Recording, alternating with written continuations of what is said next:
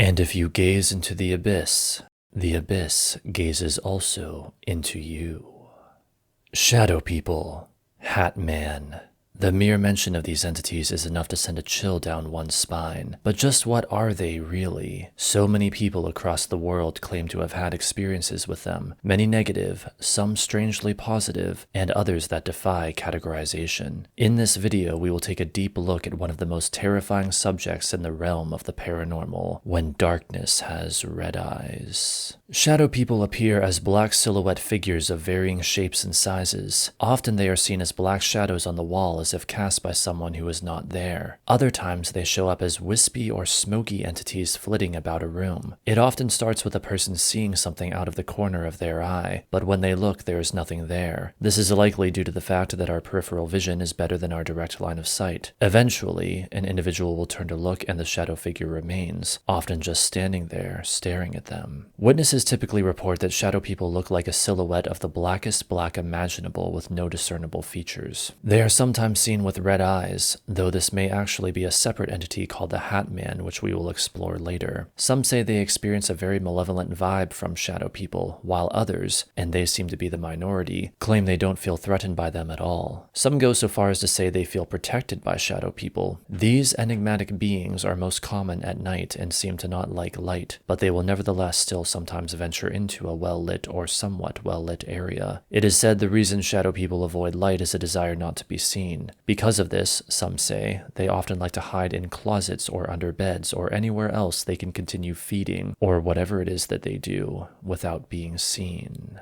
Shadow people often appear at night in people's bedrooms while they are asleep. Some report waking up to the strange beings. The entities seem to watch the humans they visit while they sleep. For what reason, no one really knows. According to author and paranormal investigator Heidi Hollis, some individuals report waking up to being choked by shadow people. This activity, however, may be more the Hat Man's domain. Other shadow people witnesses will wake up with bruises seemingly from the shadows. It is unclear why they engage in these assaults. Disturbingly, it has been reported that some who awaken to being choked by one of these entities will be unable to see what is choking them, but if in the room there is a nightlight or similar source of light, often then seen on the wall is the shadow of the thing choking them. There is a small number of victims who have claimed to be sexually assaulted by these entities, an event resembling an encounter with an incubus or succubus. Sometimes instead of humanoid shapes, shadow beings are claimed to be seen in the form of animals or insects. Frequently seen are shadow spiders, often dangling from the ceiling at night. Hollis theorizes these creatures are the workers, with shadow people and or the Hat Man being the boss. She also believes aliens known as the Greys work for shadow entities. As mentioned earlier, the entity that has come to be known as Hat Man is often confused with shadow people, though he is not technically considered a shadow person. Although he has a similar appearance, this being is arguably much more sinister. He looks like a shadow person with a tall and or wide-brimmed hat. Some also report a long cape, as well as a hood instead of a hat. Perhaps the most unsettling feature of his appearance are his red eyes, though sometimes they are yellow, and other times they are not visible at all. Sometimes he appears two-dimensional, but not often. Hat Man has been seen all over the world. In the United States, many sightings take place in the northeastern part of the country. Unlike shadow people, this entity appears to want to be seen. He will venture into light without hesitation, and there are many reports of his appearing during the daytime. His main intention seems to be to frighten people. Not only will witnesses encounter him in their bedroom at night, in the corner, at the foot of their bed leaning over it, or wherever he happens to be, but they will also look outside during the day and see him leaning against telephone poles or on the tops of buildings as if he is stalking them. At least one account is of a sighting in a mirror. In this incident, the witness turned to suddenly see Hat Man physically standing there and proceeded to ask him who he was. Surprisingly and disturbingly, this entity of darkness responded, identifying himself by the name Scratch. It is speculated that this may be from the Old Norse word skrat, meaning wizard,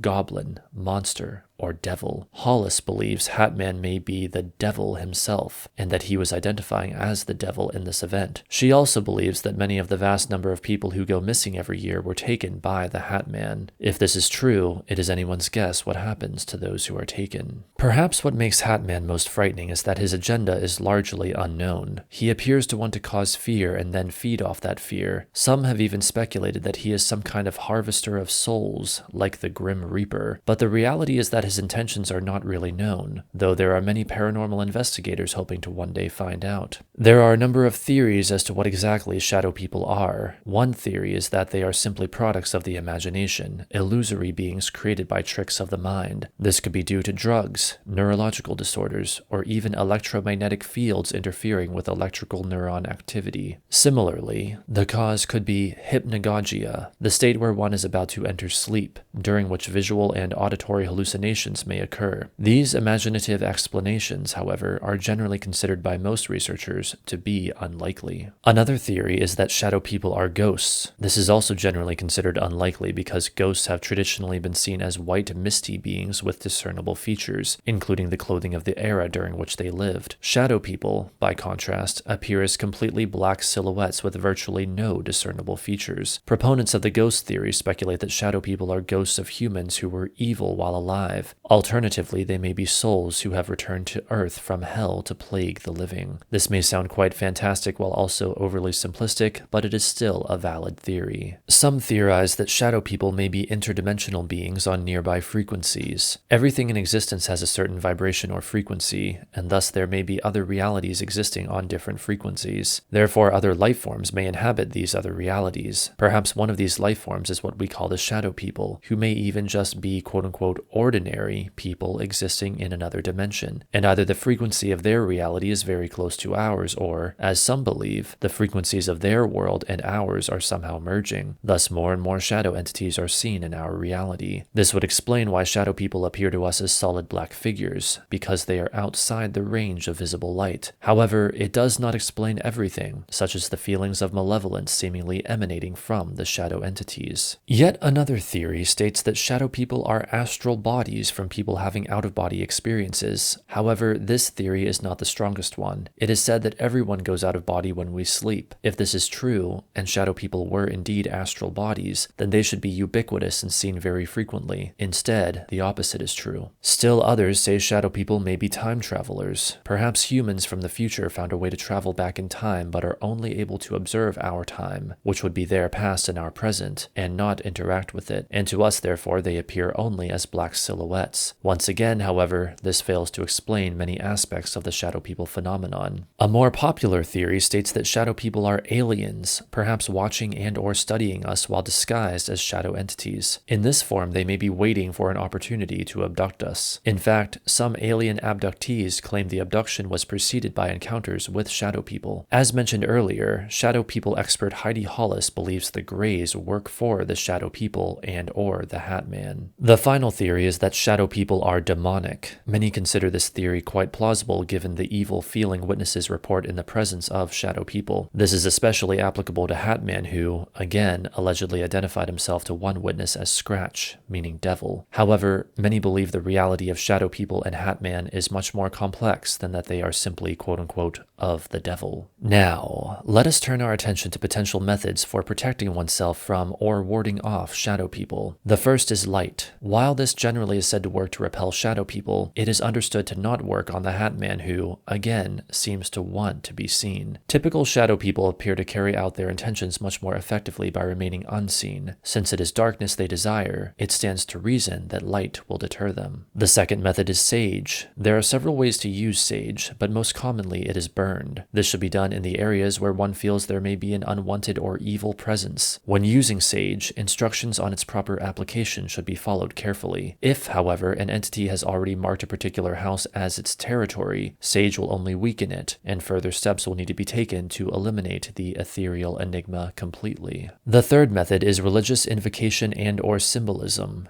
If a person is religious, wearing a cross or invoking God may help. While this is not likely to work for someone who does not believe in God, invoking any kind of higher power is said to be effective. It is said that it is the power of belief that makes such invocations work. In general, any symbols, words, or objects held sacred will help deter the shadows. Some say an upright pentagram in particular is highly effective for warding off negative entities of all kinds. The fourth method is pets. It is said that one will in general be more protected in the presence of a pet. Shadow people seem to hate pets, especially dogs and cats, because these animals are able to notice shadow entities very easily. Such pets are able to see things humans cannot. One witness, having been regularly plagued by shadow people, claimed the entities never came around when their pet was in the room. Unfortunately, pets don't seem to react to Hat Man, and they may be ineffective as a deterrent to that entity. The fifth method is to avoid inviting in shadow people in the first place. It is advised to not use a Ouija board, for example, as this strongly qualifies as a potential invitation to myriad types of entities. There are many horror stories of those who used a Ouija board only to have it lead to the manifestation of very disturbing phenomena. Many shadow people witnesses claim their experiences began only after first using a Ouija board. It has allegedly resulted in demonic possession, spirit attachment, poltergeist activity, and even death. It is said that once an entity has been invited in, it is often very difficult, if not impossible, to revoke the invitation. The final method is to stand your ground. This involves very deliberately claiming your territory as your own and commanding any unwelcome entities to leave. It is said that shadow people are attracted to fear, thus the removal of any fear through knowing one's power may strongly repel them. On a similar note,